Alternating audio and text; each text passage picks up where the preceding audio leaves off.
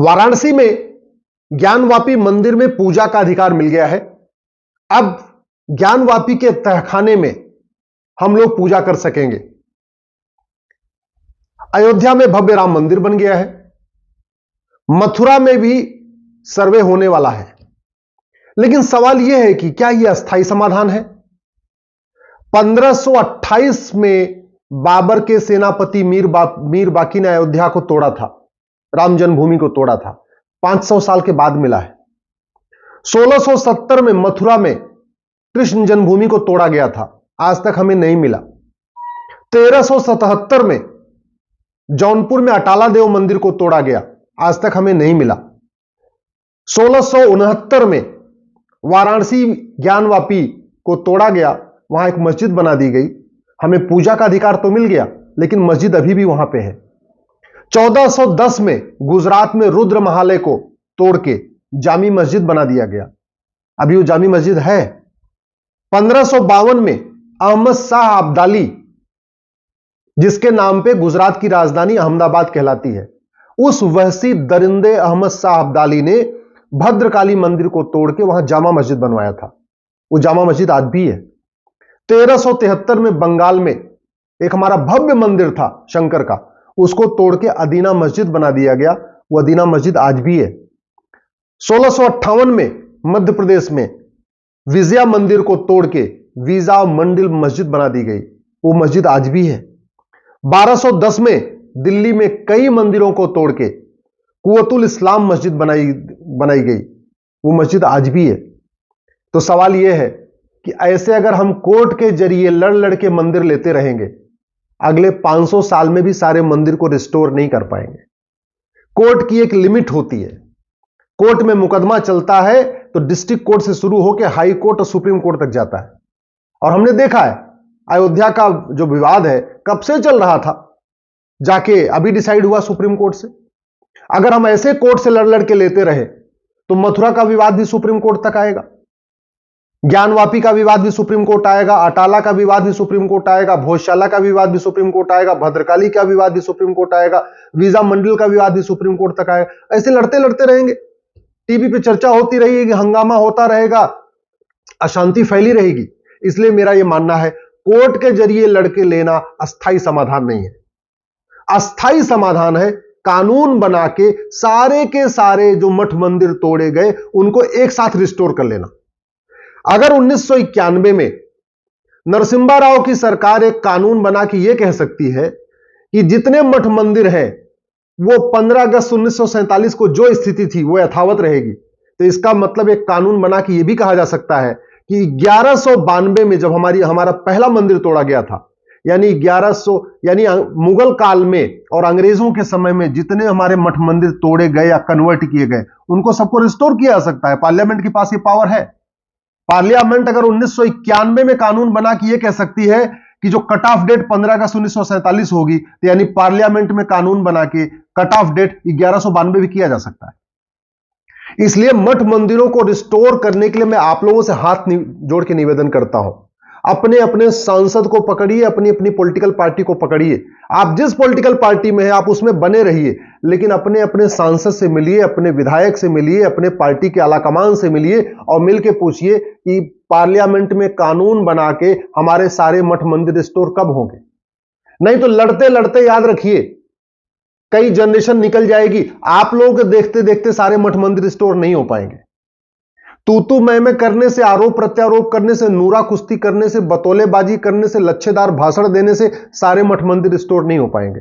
सारे मठ मंदिरों को रिस्टोर करने का एक ही तरीका है, पार्लियामेंट में एक restoration of place of worship act बनाया जाए। जैसे इसका नाम प्लेस ऑफ वर्शिप एक्ट है जो कांग्रेस ने बनाया था 1991 में, इसको खत्म किया जाए और एक नया कानून बनाया जाए, restoration of place of worship act.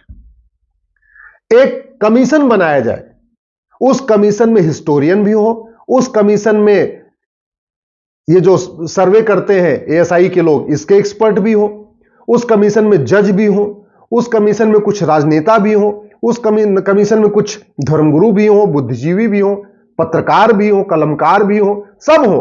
एक मल्टी मेंबर्स 11 मेंबर्स का या 15 सदस्यों का एक बढ़िया कमीशन बनाया जाए उसमें के मोहम्मद साहब भी हो, जो बड़े एक्सपर्ट हैं सर्वे एएसआई के लोग, उनको एक कमीशन बनाया जाए, उस कमीशन को साल भर का समय दिया जाए। अल्टीमेटली जितने मठ मंदिर तोड़े गए हैं, ये तोड़ने वालों ने खुद भी लिखवाया हुआ है। जो बाबर ने तोड़ा, या हुमायूं ने तोड़ा, या अकबर ने तोड़ा, या गजनी ने तोड़ा, या गोरी ने तोड़ा, औरंगजेब ने तोड़ा, या शाहजहां ने तोड़ा, ये अच्छी बात यह है कि उन्होंने तोड़ने के बाद लिखवाया भी है। अपने उस समय के जो उनके कागजात हैं उसमें पाए जाते हैं, उन्होंने कहा है कि हाँ हमने इसको तोड़ा है। तो पहली बात तो लिस्ट ऐसे ही मिल जाएगी। दूसरा, इतिहासकारों को भी पता है कि कहां कहां मठ मंदिर तोड़ा गया। बाकी बची बात एएसआई सर्वे करके देख लेगी। एक बार साल भर, 1.5 साल में, 2 साल में सारा सर्वे हो जाए, एक कंप्लीट लिस्ट बन जाए, वो 100 हो, 150 हो, 200 हो या 300 हो, उसके बाद सीधे सीधे उसको इकट्ठे सौंप दिया जाए।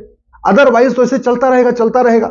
लेकिन कानून बनाने के बाद एक काम और भी करना पड़ेगा, जुडिशियल सिस्टम को ठीक करना पड़ेगा, जस्टिस विद इन ईयर लागू करना पड़ेगा। क्योंकि अगर कानून बन गया, कमीशन भी बन गया, उस कमीशन ने एक रिपोर्ट भी बना दिया कि भाई यूपी के ये 10 मंदिर, गुजरात के ये 5 मंदिर, मध्य प्रदेश के 6 मंदिर, असम के ये 8 मंदिर, जो भी एक लिस्ट बन गई कि भारत में ये 500 मंदिर हैं जिनको मुगलों ने तोड़ा, इसको अब रिस्टोर करना है। तो लोग उसको चैलेंज कर देंगे, उसको हाईकोर्ट में चैलेंज करेंगे। जिन लोगों ने वहां अवैध कब्जा किया हो तो छोड़ना नहीं चाहेंगे, वो वहां से बढ़िया उनको पैसा आ रहा है। अवैध कब्जा करके बैठे हुए हैं, वहां नमाज पढ़ी जा रही है, वहां खूब चढ़ावा भी आ रहा है, वहां डोनेशन भी आ रहा है। तो जिसको साल में 1 करोड़, 2 करोड़, 5 करोड़ रुपए चढ़ावा आ रहा है, डोनेशन आ रहा है, वो क्यों छोड़ देगा कोई मस्जिद? वो नहीं छोड़ेगा, वो भागेगा कोर्ट, वो डिस्ट्रिक्ट कोर्ट में जाएगा, वो हाई कोर्ट में जाएगा, वो सुप्रीम कोर्ट तक आएगा। इसलिए जरूरी है जुडिशियल रिफॉर्म किया जाए, जस्टिस विद इन ईयर लागू किया जाए, बाकायदा एक कानून बना के कि हर मुकदमे का फैसला 1 साल में होगा। अब जस्टिस विद इन ईयर हो, 1 साल में मुकदमे का फैसला हो, इसके लिए नार्को पॉलीग्राफ ब्रेन मैपिंग कानून बनाना पड़ेगा। जिन लोगों ने अवैध कब्जा किया हुआ है हमारे मंदिरों के ऊपर, उनका नार्को पॉलीग्राफ ब्रेन मैपिंग कर लो, उनसे पूछ लो भैया ये मंदिर है कि मस्जिद है? वास्तव में जो पूजा करते हैं ना, जो वहां पे नमाज पढ़ा रहे हैं, जो वहां कब्जा करके बैठे हैं, वो खुद ही, अगर उनका narco test, polygraph test, brain mapping हुआ तो खुद ही बताएंगे कि हाँ ये पहले मंदिर था, ये तो बाद में तोड़ के मस्जिद हो गया। वो खुद भी एडमिट कर लेंगे, उनको पता है, अच्छी तरीके उनको पता है कि कोई उनको, जो लोग अवैध कब्जा करके बैठे हैं हमारे मंदिरों पर, उनको पता है कि ये 16वीं शताब्दी में तोड़ा गया, या 17वीं शताब्दी में तोड़ा गया, या 15वीं शताब्दी में तोड़ा गया, उनको सब पता है। जरूरत क्या है? एक narco polygraph brain mapping test करने की। लेकिन वो हो नहीं सकता क्योंकि हमारे पास कानून नहीं है, तो कानून बनाना पड़ेगा। दूसरा, ऐसे मुकदमे लंबे लंबे चलते रहेंगे, डिस्ट्रिक्ट कोर्ट कुछ फैसला देगी, हाई कोर्ट स्टे कर देगी, और हाई कोर्ट स्टे करके 10 साल उसमें बैठी रहेगी। हाई कोर्ट कुछ फैसला देगा, सुप्रीम कोर्ट स्टे कर देगा। जैसे मथुरा में सर्वे का आदेश हुआ कि भाई ठीक है यहां सर्वे करो, हाई कोर्ट ने भी स्टे नहीं किया, सुप्रीम कोर्ट उसमें स्टे करके बैठ गया। अब सुप्रीम कोर्ट की मर्जी हो, जब तक स्टे करके रखे। तो एक कानून होना चाहिए, आप स्टे नहीं कर सकते। आपको मुकदमे का फैसला 1 साल में करना है। यह हाई कोर्ट के लिए भी मैंडेटरी होना चाहिए, सुप्रीम कोर्ट के लिए भी मैंडेटरी होना चाहिए, डिस्ट्रिक्ट कोर्ट के लिए भी होना चाहिए।